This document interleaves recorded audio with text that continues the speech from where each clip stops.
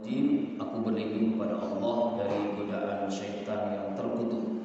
Bismillahirrahmanirrahim. Dengan nama Allah yang Maha Pengasih lagi Maha Penyayang. Qul, katakanlah olehmu ya Muhammad, wallahu ahad, dialah Allah yang Maha Esa, yang Maha Satu, yang Tunggal. Allahus Samad, Allah adalah Tuhan yang bergantung kepadanya segala sesuatu. Tempat bergantung segala sesuatu itu hanya Allah, hanya kita kepada Allah. Lam yalid, tidak beranak, walam yulad, dan tidak diperanakan. Walam yakul lahu kufuwan ahad, dan tidak ada sesuatu pun yang serupa dengan Dia Allah. Surah Al-Ikhlas jumlah ayatnya ada 4. Surah ini turun di kota Mekah sebelum Nabi hijrah, makanya disebut dengan surah Makkiyah. Surah Al-Nas ini banyak sekali nama-namanya. Ahli tafsir mengungkapkan paling tidak nama surah Al-Ikhlas ini ada 9 nama. Biasanya kita hanya 1 aja, ini ternyata ada 9 nama surah Al-Ikhlas. Yang pertama namanya surah Al-Ma'rifah. Apa artinya?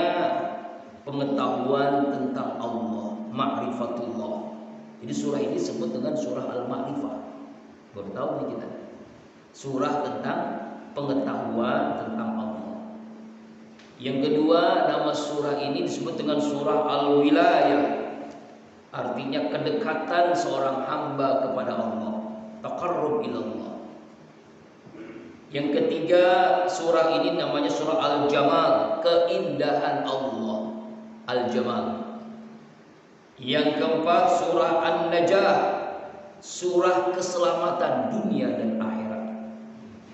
Yang kelima, surah At-Tajrid, menafikan segala sekutu bagi Allah. Yang keenam namanya surah At-Tafrid, surah tentang pengesaan Allah, hanya Allah yang esa, yang tunggal, yang satu. Yang ketujuh, surah ini disebut dengan surah Al-Muzakkirah, pemberi peringatan agar kita ingat bahwa Allah itu satu, Tuhan yang satu. Kemudian juga yang ke-8 nama surah As-Samad, tumpuan harapan. Tumpuan harapan. Yang ke-9 namanya surah Al-Aman, surah keamanan.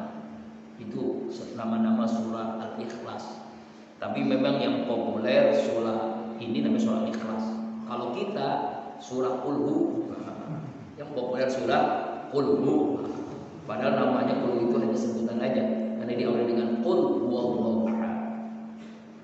Asbabun nuzulnya, dalam sebuah riwayat dari Ubay bin Ka'ab dan Jabir bin Abdullah disebutkan surah ini turun berkenaan berkaitan dengan orang-orang kafir Quraisy musyrikin yang meminta penjelasan kepada Rasulullah SAW tentang sifat-sifat Allah. Lalu mereka berkata, wahai Muhammad, jelaskan kepada kami sifat-sifat Tuhanmu itu apa. Maka Allah pun menurunkan surah Ikhlas ini untuk memberikan tuntunan kepada Rasulullah dalam menjawab pertanyaan orang-orang musyrikin tadi. Riwayat yang lain dari Ibnu Abbas radhiyallahu anhu, Qatadah dan Sa'id bin Zubair, surah ini berkaitan turun adanya beberapa orang Yahudi ini zaman Nabi, Ka'ab bin Ashraf, Huwai bin Akhtab, datang menemui Rasulullah sallallahu alaihi wasallam. Lalu dia bertanya, wahai Muhammad, lukiskanlah sifat-sifat Tuhanmu yang mengutusmu. Lalu Allah pun turunkan surah ini melalui malaikat Jibril sebagai jawaban pertanyaan dari orang-orang Yahudi tadi. Riwayat yang berikutnya dari Anas bin Malik, surah ini turun berkaitan dengan kelompok orang Yahudi Khaybar yang datang kepada Rasulullah SAW, lalu berkata, wahai Abul Qasim. Abul Qasim ini adalah nama sebutan di antara nama Rasulullah. Kenapa? Karena dia nama anaknya namanya Qasim, gitu, Abul Qasim. Kalau saya namanya Abi Paja, karena bapaknya Paza. Allah telah menciptakan malaikat dari cahaya Adam dari tanah, iblis dari api, ya kan, langit dari asap, bumi dari air. Maka terangkan kepada kami tentang Tuhanmu. Mendengar pertanyaan kaum Yahudi Khaybar ini, Rasulullah terdiam sehingga turunlah malaikat Jibril membawa wahyu surah Al-Ikhlas tentang sifat-sifat Allah Subhanahu wa taala. Inilah di antara 3 riwayat asbabun nuzul, sebab-sebab turunnya surah Al-Ikhlas. Ya, lalu apa keistimewaannya?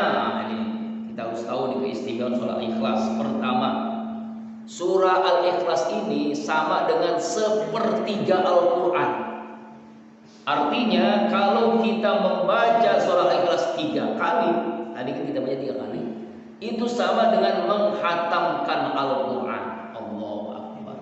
Pahalanya ya, sekali lagi pahalanya. Makanya jangan sampai ada sini kita baca, jangan sampai kita tidak baca, minimal 3 kali karena sama pahalanya dengan menghatamkan Al-Quran.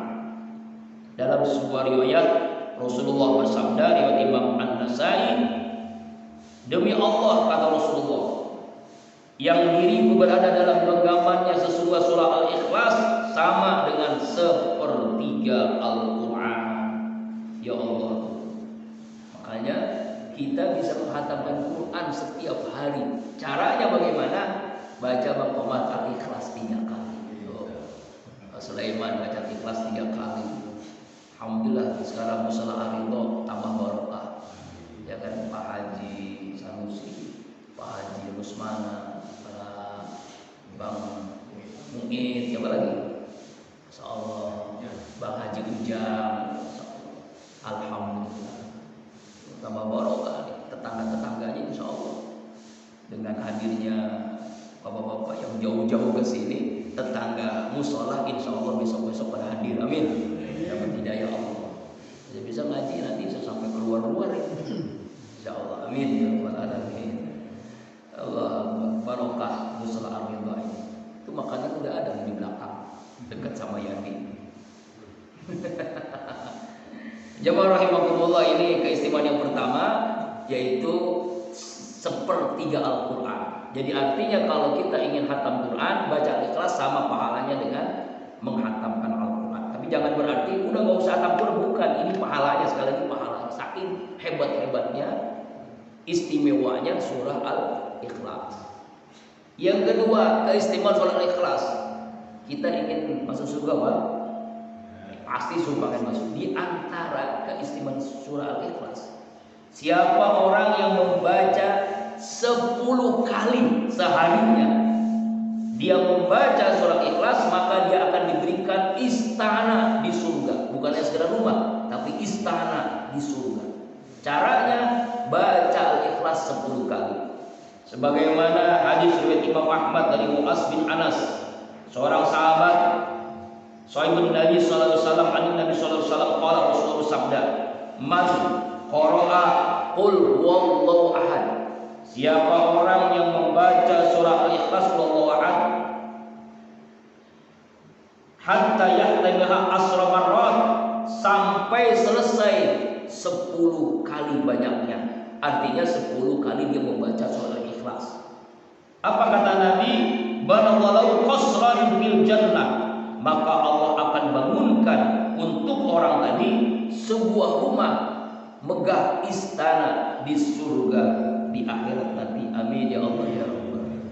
Walaupun kita di dunia rumahnya ngontrak misalnya, reot, ya kan, setiap bulan kita mikirin bayar kontrakan, setiap tahun kita mikirin, ya kan, atau kalau orang yang tinggal di perumahan mikirin ya lunasnya yang gimana ini kan. Nanti kalau kita baca surah Al-Ikhlas 10 kali, di surga mendapatkan istana di surga 10 kali setiap hari, Pak. Hingga kurang 10 kali. Masya Allah, itu keistimewaan yang kedua. 10 kali bangunkan, Allah bangunkan istana di surga. Allah. Ini belum tafsirnya nih, baru keistimewaannya, Pak ya. Keistimewaan yang ketiga, ya, dikisahkan oleh Anas bin Malik, yaitu ada seorang laki-laki yang sangat cinta dengan Al-Ikhlas, sangat cinta dengan surah Al-Ikhlas, sehingga kalau dia sholat, baik dia sholat zuhur, asar, maghrib, isya, subuh, selalu Al-Ikhlas. Kalau tadi baca surah itu yang sering kita dengar tuh kalau baca Nawawi berjanji itu inna fatahna laka fatham mubina. Surah apa? Ya Al-Fatihah. Coba pengennya tadi surah As-Sajdah, takut kelamaan. Ya nanti ya. Jadi setiap Jumat sebenarnya disunahkan kita membaca dalam sholat itu sujud tilawah. Cuma nanti khawatir masih belum paham. Nanti ini orang nih sujud sampai berapa kali sholat ini. Nanti sekali-kali ya coba kita surah As-Sajdah setiap hari Jumat, karena sunnah ya setiap Jumat itu kita sujud tilawah dalam sholat. Nah ini orang ada kalau sholat habis Al-Fatihah Al-Ikhlas terus, nggak pernah, padahal dia hafal Quran. Tapi kenapa Al-Ikhlas? Habis Al-Fatihah rakaat pertama Al-Ikhlas, rakaat kedua Al-Ikhlas, maghrib, isya, subuh kedengeran tuh jamaahnya, dia imam Al-Ikhlas terus. Al-Ikhlas sudah pertama tuh Al-Ikhlas juga, kulhu terus. Masya Allah. Akhirnya ya apa seorang ini bertanya, sahabatnya bertanya, ya Rasul, ini ada orang ini selalu membaca Al-Ikhlas di dalam sholat, di luar sholat Al-Ikhlas, Al-Qulhu terus, zikirnya tuh Qulhu. Lalu Rasulullah pun ngampiri orang itu, hai fulan, hai pak, kenapa ente antum ini selalu Al-Ikhlas, zikirnya, bacanya, sholat, di luar sholat Al-Ikhlas terus, kenapa? Apa jawaban sahabat tadi? Wahai ya Rasulullah, saya sangat cinta dengan Al-Ikhlas. Ya, dengan Al-Ikhlas itu saya semakin kuat iman saya, semakin ikhlas dalam berbuat, semakin ridho terhadap ketentuan Allah, semakin mantap kekuatan akidah saya. Apa kata Nabi? Hubbuka iyyaha adkhalakal jannah. Wahai hamba Allah, sesungguhnya cintamu terhadap Al-Ikhlas itulah yang mengantarkanmu masuk surga. Allah, riwayat Imam Ibnu Hibban. Amin ya Allah ya Rabbal. Inilah kabar gembira bagi kita semua penggemar Qulhu. Jadi jangan salahin kalau ada imam rakaat pertama Al-Ikhlas, rakaat kedua Al-Ikhlas, nggak apa-apa. Kenapa? Memang dia penggemar Qulhu. Itu zaman Nabi ada. Surah Isya, rakaat pertama Al-Ikhlas, rakaat kedua pasti. Makanya ini kabar gembira. Jadi Bang Komar juga boleh jadi imam maghrib, boleh jadi imam subuh, siapapun boleh. Ini kadang-kadang ada ustaz baik nih, jadi RT Sofyan Kabir boleh jadi imam. Kenapa Al-Ikhlas saja? Apa karena Al-Ikhlas boleh, supaya nanti kayak sahabat tadi masuk surga gara-gara cinta dengan Al-Ikhlas gitu. Jadi boleh, ini kabar gembira, siapapun boleh jadi imam sekarang. Oh di hari ini boleh Al-Ikhlas saja bacanya, nggak apa-apa Pak, nggak apa-apa. Ini sahabat Nabi ada yang begitu tuh, Al-Ikhlas terus, masya Allah. Hubbuka iyyaha adkhalakal jannah. Cintamu dengan Al-Ikhlas itu membuatkan kamu masuk ke dalam surga. Alhamdulillah. Jadi indah banget Islam ini, jangan disusah-susahin. Kecuali memang orang yang sudah khusus, seperti Pak Azam temannya yang mau pulang ke Jambi. Pulang ke Jambi nanti insya Allah juara hafal Al-Quran tingkat provinsi dan nasional ya. Amin. Nah, ini temannya di Jambi nih. Jambi orang Jambi aja ngaji subuh-subuh udah arido. Sholat subuh di arido orang Jambi. Ini orang yang tetangga musola kok belum mau gitu. Coba ya, itu keistimewaan yang ketiga. Ketiga ya. Sepertiga Al-Quran, khatam Quran, 10 kali istana surga. Ketiga, baca Al-Ikhlas di luar sholat, dalam sholat, Allah akan masukkan ke dalam surga. Kemudian apalagi yang keempat, keistimewaan sholat Ikhlas. Ini terus nih. Dari Anas bin Malik, Anas bin Malik anin Nabi sallallahu alaihi wasallam qala, man qara kulla yaumin mi'atai marrah qul huwallahu ahad maha anhu dzunubal khamsina sanatan illa ayyakuna alaihi daynun. Rawahu Tirmidzi wad-darahim. Ya, siapa orang yang membaca surah Al-Ikhlas 200 kali, mi'atai marrah, 200 kali setiap harinya. Wah, ini kalau tadi kan naik lagi nih. Tadi 10 kali, 3 kali, 10 kali. Sekarang hebat lagi, nanti ada orang yang baca surah Ikhlas itu 200 kali sehari. Apa kata Rasulullah dalam hadis ini? Ya, ma'anuhu junuba khamsina sana. Maka Allah akan menghapus dosanya selama 50 tahun. Masya Allah. Umur kita berapa, Pak? Misalnya di umur kita Allah takdirkan 100 tahun, bisa amin. Berarti kalau kita baca 2 hari saja, itu Allah ampuni dosa kita. Saking hebatnya baca Al-Ikhlas. Sebanyak berapa? 200 kali sehari, 50 tahun dosa kita diampuni. Kecuali orang yang punya hutang. Kenapa ini? Ila yakuna ainata dainun, kecuali orang yang punya hutang. Nah, kenapa? Karena hutang itu harus dilunasi. Nggak bisa dibayar dengan baca Al-Ikhlas. Dengan lunasi dulu hutang, baru Allah ampuni dosa kita. Oh, Masya Allah. Hutang nih, hati-hati nih, Pak. Jadi kalau kita punya hutang, cepat lunasin. Ya, kenapa? Karena khawatir hutang itu yang membuat kita sulit masuk surga. Bahkan susah masuk surga. Orang punya hutang itu. Maka caranya bagaimana supaya kita gak punya hutang? Ya jangan hutang. Kalau terpaksa hutang pun ada amalan supaya kita bisa cepat hutang. Bayar hutang maksudnya. Supaya lunas hutang itu gampang amalan. Di antaranya sholat duha. Nah, itu sholat duha, sholat rezeki. Almarhum Bapak Haji Samsudin, orang Medan yang tinggal di Curug, belum lama wafat, Allah maghfirlahu, sebulan yang lalu. Beliau itu setiap harinya sholat duhanya 12 rakaat. Nggak pernah punya hutang. Kalau hutang lunas, itu rezekinya lancar, tokonya laris. Dia kan usaha air galon macam-macam sembako, laris.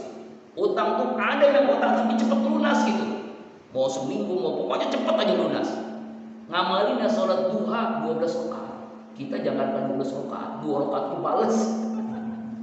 Dan itu setiap hari, Pak. Masya Allah.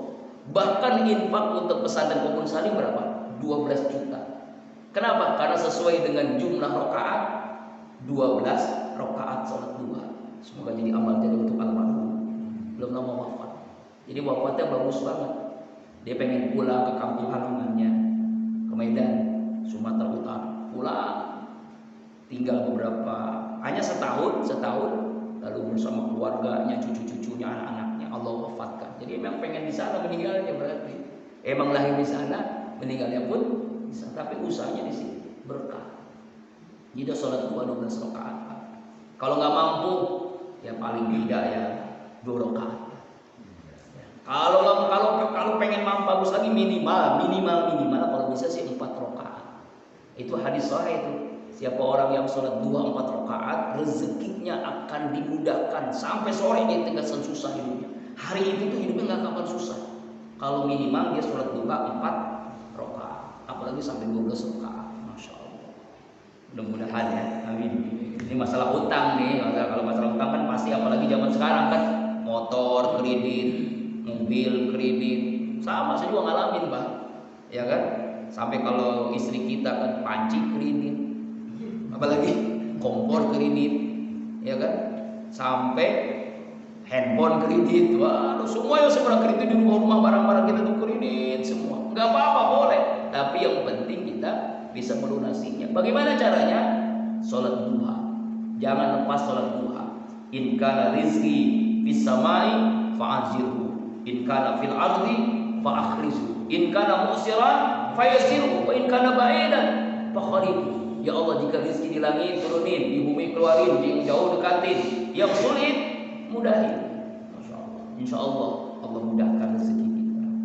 Kembali lagi, keistimewaan sholat ikhlas yang berikutnya adalah Dalam riwayat ini, Pak, siapa yang membaca surah Al-Ikhlas 12 kali selesai sholat subuh, lah kita baru berapa kali tadi? Baru 3 kali. Itu sama dengan khatam Al-Quran 4 kali.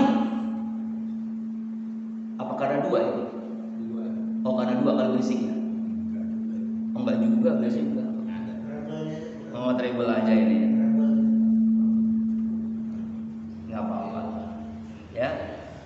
An Abi Hurairah radhiyallahu anhu qala Rasulullah sallallahu alaihi wasallam, man qara'a qul huwallahu ahad ba'da sholati subhi isnatai asra marratan faka'annama qara'al Qur'an arba marrah wa qala Abdullah ahlil ardi yauma idin idza taqa.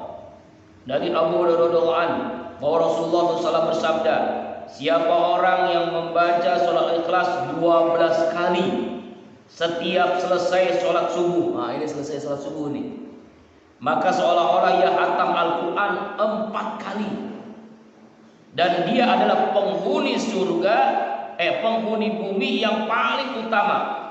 Penghuni bumi yang paling utama adalah orang setiap selesai subuh membaca Al-Ikhlas 12 kali pun. Tadi ada yang berapa tadi itu? 3 kali, 10 kali, sekarang nambah lagi nih 12 kali. Itu sama dengan khatam Quran 3 kali, 4 kali, khatam Quran 4 kali dengan baca 12 kali. Kemudian, nah ini kan kita nih sekarang lagi masa corona begini kan, banyak orang yang susah, banyak orang yang nganggur, banyak orang yang susah hidup, termasuk ustaz. Sebelum corona, Pak, Masya Allah, Jumat saya itu subuh nggak bisa, nggak ngisi jadwal ini nggak bisa. Kenapa? Jadwal rutin di Bank Syariah Ahmad ini, sekarang jadi Bank Syariah Indonesia di kantor pusat, zikir sebelum karyawan itu kerja itu di kantor pusat itu zikir Pak, zikir rutin setiap Jumat setengah 8, namanya di Tamrin itu kan pusat Jakarta. Kita berangkat subuh, tapi hikmahnya sekarang bisa kuliah subuh Jumat di sini. Kemudian di BNN rutin, Bank Indonesia juga rutin. Itu sebelum corona tuh.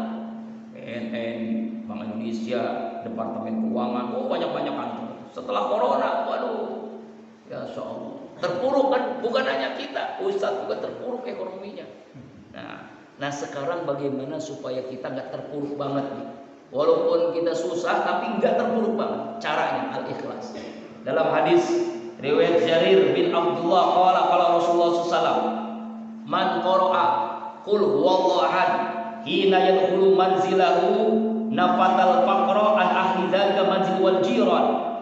Dari Jabir bin Abdullah, Rasulullah bersabda, siapa orang yang membaca surah Ikhlas qul huwallahu ahad ketika mau masuk rumah, nah ini nih, mau masuk rumah, maka Allah akan menjauhkan kefakiran, kemiskinan dari penghuni rumah tersebut dan tetangga-tetangganya.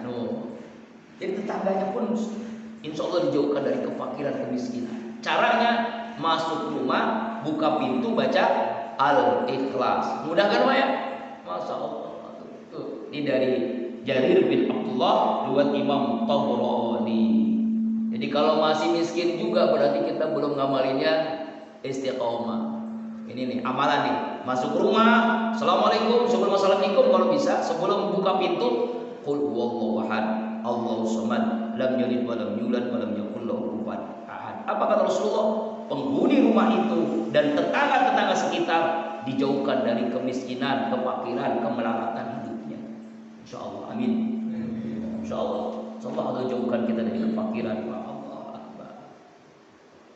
Nah, yang terakhir, keistimewaan fadilah surah Al-Ikhlas, yaitu dalam tafsir Ibnu Katsir juz yang pertama, riwayat hadis Anas bin Malik radhiyallahu anhu, qala Rasulullah sallallahu ijawadah ta'ala zanbik bil haq wa qara'ta bi fatihatil kitab wa qul wallahu ahad faqad amanta min kulli syai'in illa al-maut. Jika engkau telah melantangkan lambungmu dengan benar, mau tidur kita, lalu engkau membaca surah Al-Fatihah, membaca surah Al-Ikhlas, maka Allah akan memberikan keamanan dari apapun, dari orang-orang yang zalim, yang jahat, kecuali kematian. Ini rahasia Al-Ikhlas nih Pak. Bahkan Sebagaimana penjelasan minggu lalu kan, selesai sholat Jumat kita membaca Al-Fatihah 7 kali, Al-Ikhlas 7 kali, Al-Falaq 7 kali, An-Nas 7 kali, maka Allah ampuni dosa kita seminggu yang akan lalu dan seminggu akan datang. Seminggu yang lalu, seminggu akan datang. Dan ini disampaikan kalau kita sholat di Ar-Rahmat tuh, almarhum Kiai Haji Idam Muswini itu menulis hadisnya lengkap, lalu di laminating kayak kalau kita apa namanya itu bulan Ramadan tarawih itu di laminating, ditaruh di situ tuh, di apa namanya, di podium, dekat podium ditempel. Pasti imam-imam baca itu, kita juga baca. Cuma kalau mau baca Pak sekarang mah susah, paling tinggal imam doang sama pengurus masjid. Coba ada baca 7 kali, Al-Fatihah 7 kali, Al-Ikhlas 7 kali, Al-Falaq 7 kali, An-Nas 7 kali. Insya Allah tinggal imam sama pengurus masjid doang. Yang lainnya sudah Allahumma lantas jalan. Kenapa? Karena banyak nasi bungkus yang akhirnya dia gak dapet. Itu diantaranya. Ya Allah, ya Rabbal. Tapi mudah-mudahan kita ngamalin terus Pak ya. Walaupun misalnya udah selesai, kita ngamalin caranya gimana? Ya mungkin udah selesai kita sholat banyak, nggak apa-apa, amalkan aja 7 kali itu, ya, insya Allah. Apalagi sekarang seperti saya diingetin hari ini khutbah di Masjid Al Iman Telaga Golok Ustadz, khutbahnya ringkas, pakai masker, ya, jangan lebih dari 10 menit khutbah, jangan lebih 10 menit, berarti ringkas banget. Alhamdulillah, masya Allah, jaga jarak sholatnya, juga jaga jarak. Sama di masjid Riyadus Shalihin juga jaga jarak sama tuh. Jadi ahad besok kalau Bapak mau ikut kuliah subuh di Masjid Riyadus Shalihin, itu jamaahnya lebih banyak lagi, bapak-bapak ibu-ibu banyak itu plus nasi uduk dengan bubur ayam kadang-kadang banyak itu jamaahnya, ya. Selesai subuh sholat kita makan sarapan pagi di Masjid Riyadus Shalihin, masjid besar, tapi sholatnya pakai masker dan jaga jarak. Kalau ngajinya nggak jaga jarak. Allahu Akbar walillahillah. Apa ya? Sekarang tafsirnya tadi, keistimewaannya. A'udzubillahi minasyaitonirrajim. Qul huwallahu ahad. Qul, katakanlah oleh Buya Muhammad. Nah, ini diulang-ulang berkali-kali. Ini berawal dari apa? Berawal orang-orang kafir Quraisy, dan saya sering menyampaikan ini. Orang kafir itu mengatakan bahwasanya Quran itu buatan Muhammad, Quran itu ciptaan Muhammad, Quran itu tulisan Muhammad, kata orang kafir. Maka kata qul ini membantah tuduhan-tuduhan orang kafir bahwa Quran itu buatan Muhammad. Tapi benar-benar firman Allah melalui malaikat Jibril yang disampaikan kepada Nabi Muhammad SAW. Allah ini menolak tuduhan-tuduhan orang-orang kafir. Wah, itu Quran buatan Muhammad. Wah, Quran itu tulisan Muhammad. Quran itu ciptaan Muhammad. Nah, kata qul ini bantah qul. Kata Nabi Muhammad, artinya Allah berfirman kepada Nabi Muhammad, qul a'udzu bil falaq, qul a'udzu bin nas, qul huwallahu, qul ya Nabi kan. Kata qul itu sering kali diulang-ulang. Qul kata Nabi Muhammad, huwallahu, dialah Allah al-ahad, yang maha esa, yang maha tunggal. Esa dari zatnya, esa dari sifatnya, esa dari perbuatannya, esa dalam ibadah hanya kepadanya. Tuh, zatnya esa hanya satu Allah, ya, sifatnya juga esa hanya Allah, perbuatannya hanya Allah, dalam beribadah kita hanya kepada Allah. Sebab ya dalam Al-Quran, dalam Al-Quran Allah tegaskan surah lain, ya, mana ini, ya, Allahu ahad ini kan berawal dari orang-orang kafir tadi kan, Yahudi. Bagaimana sifat Tuhan? Tuhan itu gimana? Orang-orang musyrikin mengatakan Tuhan kami banyak, dewa ini, berhala ini, bahkan di zaman jahiliyah ada 360 lebih berhala, patung yang disembah. Patung-patung banyak disembah. Kalau orang-orang seperti agama Hindu, agama Buddha pun begitu kan. dewa ini matahari, dewa ini, macam-macam. Ya, dewa Wisnu dan sebagainya. Kemudian ada lagi agama yang Tuhannya 3. Tuhan Bapa, Tuhan Emak, sama Tuhan. Nah, itu anak lah ya. Nanti Tuhan mertua, Tuhan mantu, Tuhan kakek, Tuhan nenek nanti ya. Tuhan encang, Tuhan encing, Tuhan nyak, babe, banyak banget Tuhannya. Ya Allah. Nah, itu pembantah itu. Makanya nanti dalam Al-Quran surah Maryam. Nah, surah Maryam ayat 88-95. A'udzu billahi minasyaitonir rajim. Laqad ji'tum syai'an idda takadu as-samawati yafattarna minhu wa tansaqul ardu wa takhirul jibalu hadda an ar-rahmani walada wa may yabil rahmani ayyattakhija walada in kullu man fis samawati wal ardi illa atir rahman 'abda laqad ahsawhum wa 'addahum 'adda wa kullu ati yaumal qiyamati farda. Mereka berkata, Tuhan Allah mempunyai anak. Sesungguhnya kalian telah mendatangkan perkara yang sangat mungkar. Hampir-hampir langit itu pecah karena mengatakan Tuhan itu punya anak. Dan bumi terbelah, gunung-gunung runtuh. Waduh, sampai begitu, saking alam semesta ini kaget. Ada yang mengatakan Allah tuh punya anak, ya kan? Allah tuh punya anak. Maka sampai langit hampir pecah, bumi terbelah, gunung hampir runtuh. Karena mereka mengatakan Allah yang Maha Pengasih punya anak. Tidak layak bagi Allah mempunyai anak. Tidak ada seorang pun di langit dan di bumi kecuali datang pada Tuhan yang Maha Pengasih selaku seorang hamba. Ya, Allah begitu. Makanya kita harus yakini bahwasanya qul huwallahu ahad. Banyak orang masuk Islam gara-gara membaca ini. Di antaranya biarawati itu. Yang terkenal siapa tuh? Irene Handono ya. Dia itu kan seorang biarawati yang hebat, disuruh belajar Al-Quran, pelajari Al-Quran. Disuruh belajar Al-Quran ya, setelah dia khatam Injil, ya namanya biarawati kan, berarti itu ustazahnya lah orang Kristen. Belajar di Al-Quran, baca Al-Quran. Dia nggak ngerti bahwa membaca itu ya dari dari sebelah kiri. Quran kan dari sebelah kanan kan, huruf Arab kan, dia dari sebelah kiri. Dia ketemu dengan surah Ikhlas. Qul huwallahu ahad, Allahus samad. Lalu dia tanya kepada dosennya, kepada uskup-uskupnya. Ya, saya baca ini, Allah itu satu. Kenapa kau mengatakan 3? Allah ini satu. Lalu dijelasin sama pendetanya, 3 dalam 1, 1 dalam 3. Enggak begitu, masa kalau 1 ya 1, kalau 3 ya 3. Berdebat dia, enggak ketemu jawabannya. Akhirnya tanya kepada ustadz, kepada ulama, akhirnya inilah agama sebenarnya. Allah berikan hidayah, dia masuk Islam gara-gara surah Al-Ikhlas. Tuh Pak. Jadi banyak sekarang orang-orang profesor di Eropa banyak masuk Islam gara-gara di antara surah Al-Ikhlas ini. Jadi nggak dibohongi oleh pendetanya, nggak dibohongi oleh uskup-uskupnya. Ya, Masya Allah. Al-Ikhlas, Qul huwallahu ahad, Allahus samad. Makanya ada Ustadz Abdul Somad. Dari kalimat As-Samad. Ini nama Allah Pak As-Samad.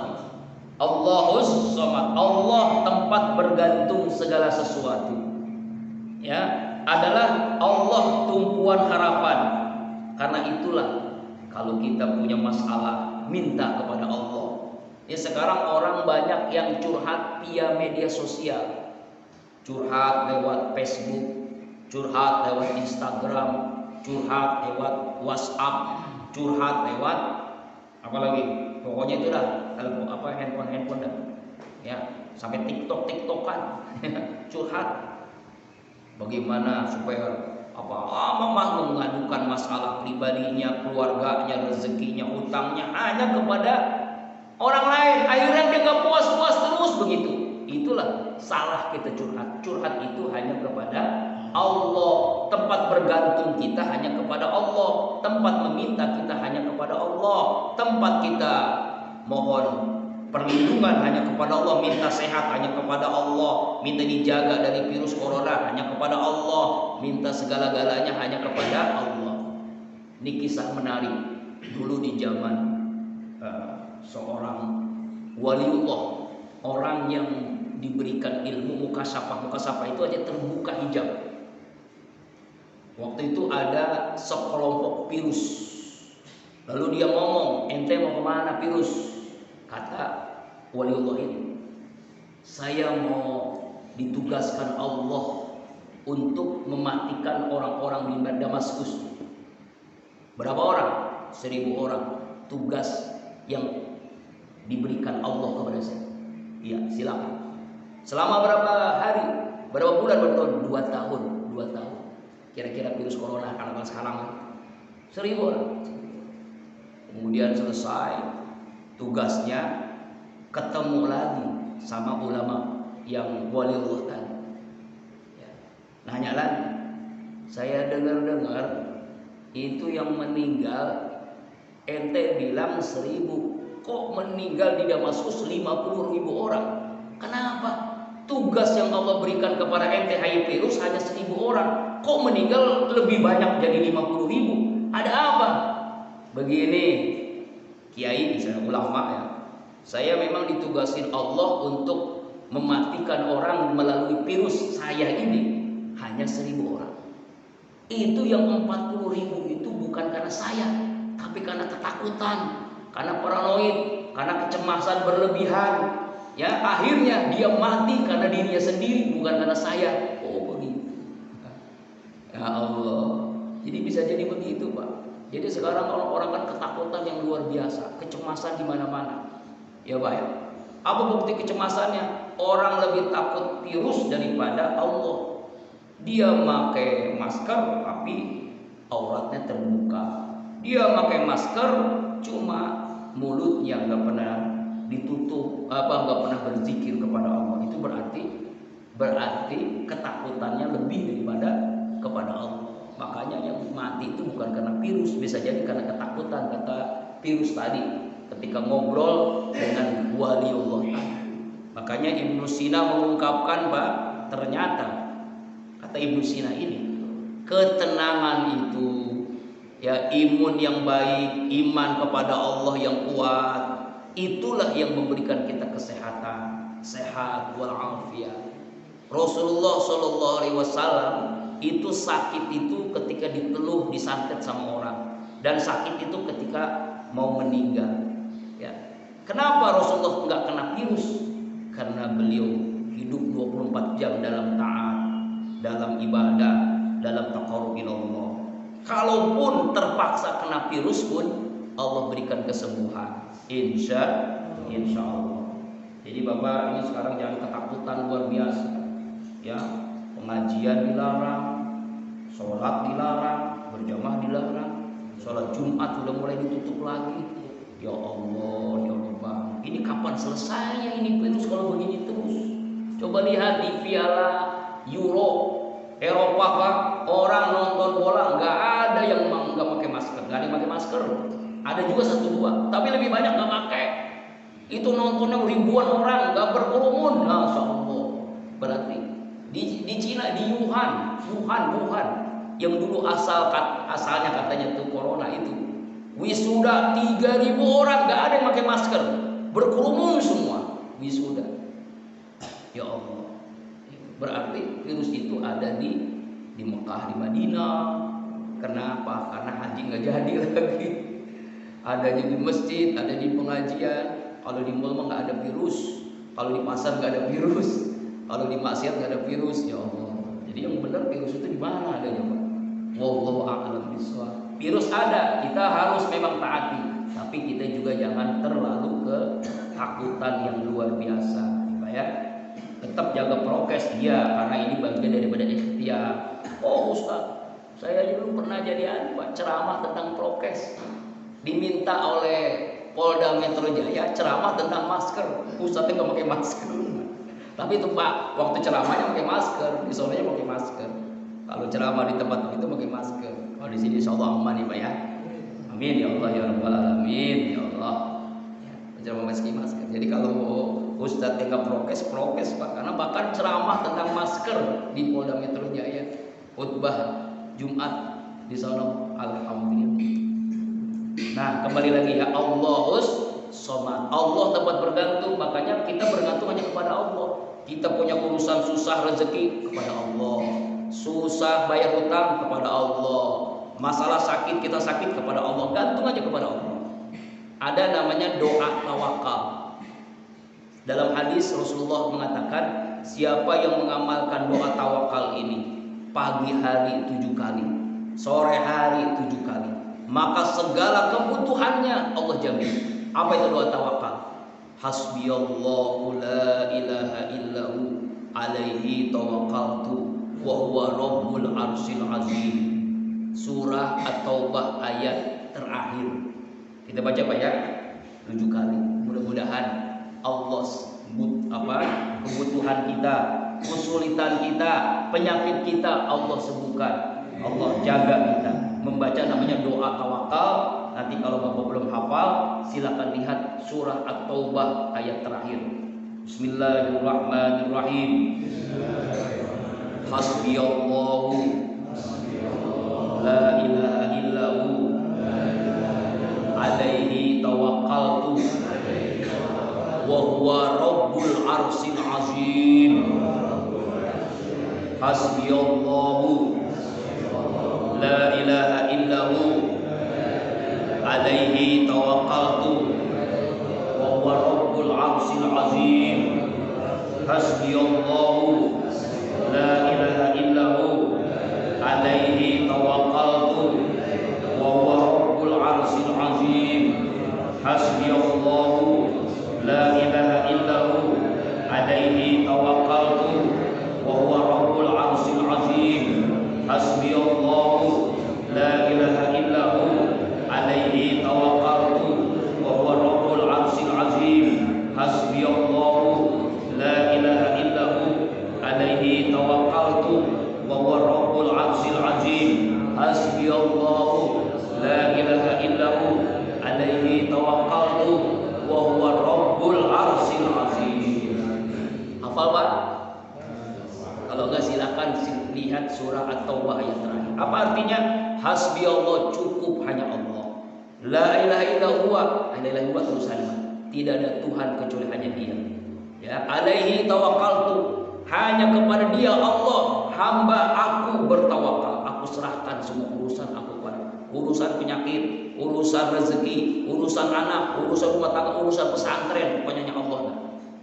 Pada urusan apapun hanya kepada wa huwa, dialah Allah Rabbul Arsyil Azim. Dialah Allah Tuhan Al-Arsy, pemilik Arsy Al-Azim, Maha Agung. Dahsyat banget nih. 7 kali kita baca pagi selesai subuh atau selesai suruh, 7 kali kita baca nanti sore ba'da asar atau sebelum maghrib, maka segala apapun masalah kita, ya, masalah jodoh, ya, masalah jodoh, masalah rezeki, masalah utang, masalah anak, masalah apapun Allah berikan jalan keluar. Insya Allah kita amalkan, insya Allah. Ini janji Nabi, Pak, dan janji Allah itu ada dalam Al-Quran, surah At-Taubah ayat yang terakhir. Ya, Hasbiyallahu la ilaha illahu alaihi tawakkaltu wa rabbul azim. Artinya Allahus Samad, Allah tempat bergantung. Lam yalid wa lam yulad. Ayat yang ketiga, Allah itu tidak beranak dan tidak diperanakan. Sangat jelas di sini. Di sini harus sangat jelas, Allah itu tidak punya anak, Allah itu tidak beranak juga, tidak beranak dan tidak beranakan. Ya, inilah bagaimana orang-orang kafir, musyrikin, orang Yahudi, orang Nasrani, orang Kristen, orang Majusi, semuanya yang menjadikan Tuhan-Tuhan yang begitu banyaknya, jawaban Allah sangat jelas. Lam yalid wa lam yulad. Allah tidak beranak, Allah tidak diperanakan. Ini keyakinan yang utuh bagi kita. Maka kita harus yakin Allah tidak punya anak, Allah tidak pernah diberanakan oleh yang lainnya. Ini menafikan nih, meniadakan, yang menyerupai apapun, ya, terhadap segala apapun. Ya, lam yalid wa lam yulad. Dulu Bang Haji Roma Irama itu menciptakan lagu. Sebelum lagu itu dimulai beliau membaca surah ini kan ya. Qul huwallahu ahad, Allahu samad, lam yalid wa lam yulad wa lam yakul lahu. Lalu dia musik. La ilaha illallah, tidak ada Tuhan kecuali Allah. Teng teng teng. Nah, gitu kan nama. Ada kan pandangan lagu gitu ya? Itu dipermasalahin katanya sama ulama-ulama kiai. Dipanggil alama MUI dia, dipanggil apa itu? Ya, kenapa? Karena banyak protes dari umat. Roma telah mengkomersialkan ayat Al-Quran dalam lagunya. Disidang dalam Majelis Ulama Indonesia. Ketika disidang, akhirnya Bang Roma, Bang Haji itu jawab, saya tidak pernah mengkomersialkan ayat Al-Quran. Coba lihat, kalimat itu terjemahan surat Ikhlas. Iya, terjemahan, bukan ayat. Ayat saya tidak pakai musik. Coba ayatnya nggak ada kan? Qul huwallahu ahad, Allahu samad itu bukan musik. Dan selesai dia membaca selesai Al-Ikhlas, baru dah dia apa musiknya itu di terjemahannya, bukan di ayat. Akhirnya kata ulama, teruskan, lanjutkan. Atau Majelis Ulama Indonesia atau waktu itu, lanjutkan kamu dakwah dengan musik begitu. Kata ulama, jadi artinya membolehkan dakwah dengan musik begitu. Walaupun ada yang mempermasalahan, sekarang lagi ramai lagi nih orang yang cari duit dengan musik haram, dosa besar, ada aja lagi. Ya, caranya ya itu ustadznya nggak paham. Ya, kadang-kadang begitu ada aja. Ya nggak apa-apa ya. Mudah-mudahan Bang Haji terus dipanjangkan umurnya. Alhamdulillah saya pernah foto sama Bang Haji, tapi fotonya di belakang. Makanya fotonya kelihatan gelap. Ada waktu itu sama almarhum Ustaz Arifin habis dakwah berdua. Ya, Ustaz Arifin waktu itu almarhum memberikan nasihat. Bang Haji, itu kalau nyanyi jangan banyak perempuan, itu di belakang banyak perempuan kan, itu yang perempuan itu kan dia. Dia negor tuh. Nah, saya di sampingnya. Ada fotonya, cuma sayangnya gelap. Jadi kelihatannya nggak jelas. Nah, kembali lagi. Jadi lam yalid wa lam yulad, ini jelas Allah itu tidak beranak, Allah tidak beranak. Yang terakhir, walam yakul lahu kufuwan. Nah, ini ayat yang terakhir. Tidak ada sesuatu apapun yang serupa dengan Allah. Apapun yang Allah ciptakan, makhluk apapun tidak ada yang sama. Jadi kalau jangan bayangkan Allah itu besar seperti raja. Allah itu naik kursi seperti orang ya raja di kursi. Jangan, nggak boleh Pak. Pokoknya Allah itu lam yakul lahu kufuwan, tidak ada serupa dengan Allah. Apapun ya, tidak ada yang serupa dengan Allah. Lalu terakhir, ini kesimpulan surat Ikhlas. Kita baca dari awal ayat pertama sampai keempat. Coba Pak, ini kan nama surat Ikhlas. Ada nggak kalimat ikhlas di sini? Tidak ada. Hamba Allah yang ikhlas adalah hamba Allah yang tidak kelihatan dalam berbuat. Ini namanya al-ikhlas. Tapi kenapa kalimat al-ikhlas nggak ada? Karena itulah menanamkan kepada kita agar kita menjadi hamba Allah yang ikhlas dalam berbuat. Ya, tuh itu al-ikhlas.